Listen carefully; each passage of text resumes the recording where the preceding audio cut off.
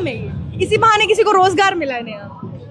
सही बात है, मोदी सरकार तो रोजगार जनरेट कर नहीं पा रही है, आप लोगों ने कम से किया कम है। दिल्ली पुलिस जनरेट कर दे। हाँ, ये आप लोगों की वजह से हुआ। बिल्कुल, हम यहाँ पे बैठे हुए हैं हाँ। और शिक्षा और रोजगार की परिस्थिति को बेहतर करने में पहला योगदान हम दे चुके आपने हैं। दे दिया है। आगे क्या कुछ देख रहे हैं इस पूरे प्रोटेस्ट की आप नीति, क्योंकि बात ये हो रही है कि आखिर ये मुद्दे से भटक रहा है, क्योंकि यहाँ पर ट्रांस पीपल आ रहे हैं, वो नारे लगा रहे हैं कि मेरा लिंग मेरी मर्जी, उसके अलावा यहाँ पर और भी अलग अलग तरीके के लोग आ रहे हैं और हर मुद्दे पर बात हो रही है। अब किसानों का भी समर्थन मिल गया आप लोगों को, वो भी आपको खुले तौर पर अब समर्थन दे रहे हैं। अभी कुछ देर पहले अभिजीत ने उसका अनाउंसमेंट किया। कहीं दिशा से भटक तो नहीं रहे आप लोग? दिशा, अगर एजुकेशन व्यवस्था दिशा है तो ये तमाम मुद्दे जो यहाँ पे डिस्कस हो रहे हैं वो हमारे देश की एजुकेशन व्यवस्था का हिस्सा है। जो स्टूडेंट्स 2 आए थे, उज्जवल और हर्षित नाम है उनका, वो स्टूडेंट्स जब यहाँ पे 6 जून को पहुँचते हैं कोई बात नहीं करते हैं। ये बात करते हैं कि हम उनमें से जो हर्षित हैं वो नीट के एप्लीकेंट भी हैं और उज्जवल ने 12वीं का एग्ज़ाम दिया है। 92%। एग्जैक्टली।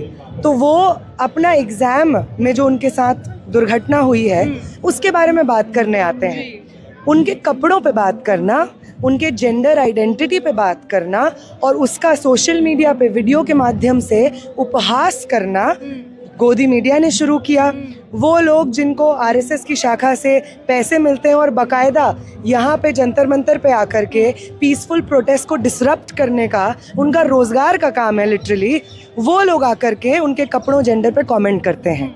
इसलिए अगर इस प्रोटेस्ट में लोग आ रहे हैं, पीसफुली अपनी बात रख रहे हैं और उनके साथ ये कुछ चाटुकार लोग बदतमीज़ी कर रहे हैं, तो हम लोग जो वहाँ पे जिनको ये स्टूडेंट सपोर्ट कर रहे हैं और बोल रहे हैं कि आप हमारी बात करिए, ये तो एक इररिस्पॉन्सिबल बात होगी कि स्टेज पे हम उनको इनवाइट ना करें और उनको मौका ना दें कि जो इंडिग्निटी उनको इस जंतर मंतर पे गोदी मीडिया के हाथों सहनी पड़ी है वो वापस वहाँ पे जाकर के अपनी बात भी ना कर पाएँ।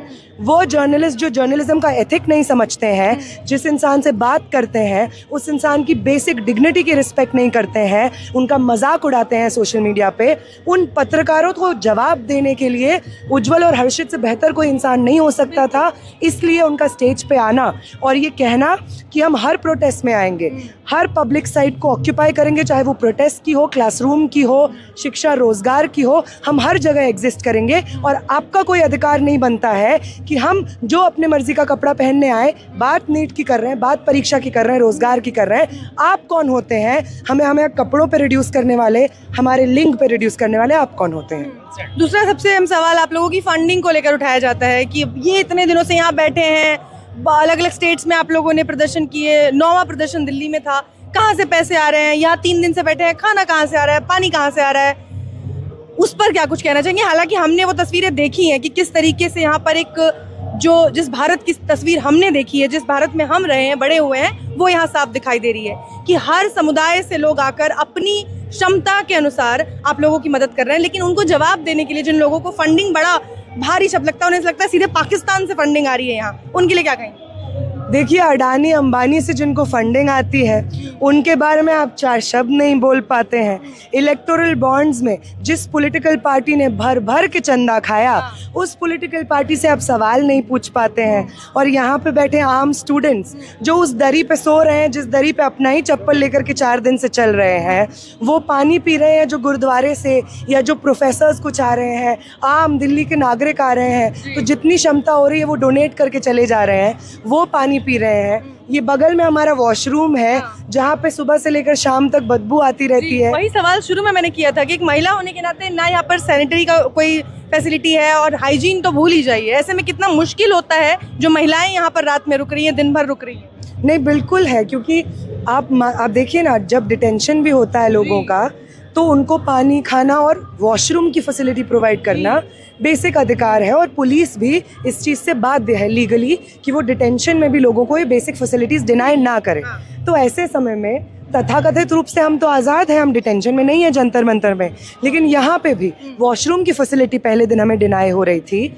ये वॉशरूम, वो तो यहाँ पे जो कर्मचारी काम करते हैं वो इतने बढ़िया इंसान हैं क्योंकि वो समझते हैं कि आम लोगों का दर्द क्या होता है, बच्चे बेहतर नौकरी पालें, शिक्षा पालें, इस चीज़ के लिए संघर्ष क्या होता है। और जब पेपर लीक की वजह से वो संघर्ष अंधेरे में डूब जाता है तो वो क्या होता है, इसलिए वो बहुत साथ देते हैं। अगर हम बोलें कि पानी नहीं आ रहा है तो वो कोशिश करते हैं पानी का जुगाड़ करने की, हम बोलते हैं गंदा तो वो मदद कर देते हैं। लेकिन यूपी पुलिस, दिल्ली पुलिस की तरफ से यहाँ पे, अब क्या बोलें, यूपी पुलिस, दिल्ली पुलिस, हर जगह से मार खा ली है। जहाँ जहाँ जा रहे हैं वहाँ वही रवैया है।